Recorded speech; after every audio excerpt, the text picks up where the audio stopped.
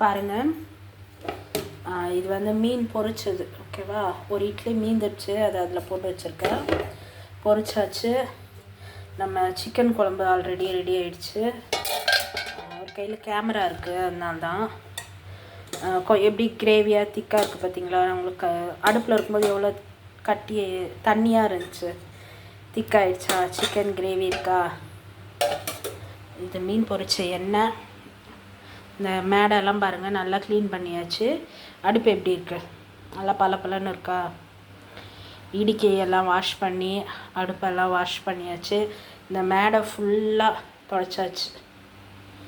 Okay, இது வந்து evening ஸ்நாக்ஸ்க்கு மூக்கடலை ஊற போட்டிருக்கேன். இது வந்து உளுந்து இட்லி தோசைக்கு இன்றைக்கி ஆட்டணும், ஓகேவா?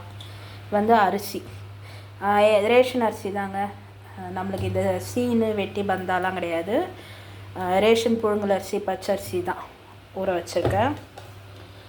அதுக்கு உளுந்து ஊற வச்சுருக்கேன். இது சாயங்காலம் அவிக்கிறதுக்காக மூக்கடலை ஊற வச்சுருக்கேன். சிங்க் எப்படி இருக்குது? ஒரு பாத்திரம் கிடையாது, க்ளீனாக. இங்கே பார்த்திங்களா, எல்லா பாத்திரமும் கழுவியாச்சு. எப்படி இருந்துச்சு எங்களோட அடுப்படி? நல்லா நீட்டாக இருக்கா? எல்லாம் அது ஈவினிங் அரைக்கணும், இட்லி தோசை மாவு. பாத்திரம் எல்லாம் கழுவியாச்சு. கிச்சன் கீழே காமிப்பா. வெங்காயத்தோல்லாம் நீட்டாக பெருக்கி எடுத்தாச்சு. நல்லா க்ளீனாக இருக்கா? நீங்களும் உங்கள் வீட்டை இதே மாதிரி சுத்தமாக வச்சுக்கோங்க. ஓகேவா? பாய். லைக் பண்ணுங்கள், ஷேர் பண்ணுங்கள், சப்ஸ்கிரைப் பண்ணுங்கள்.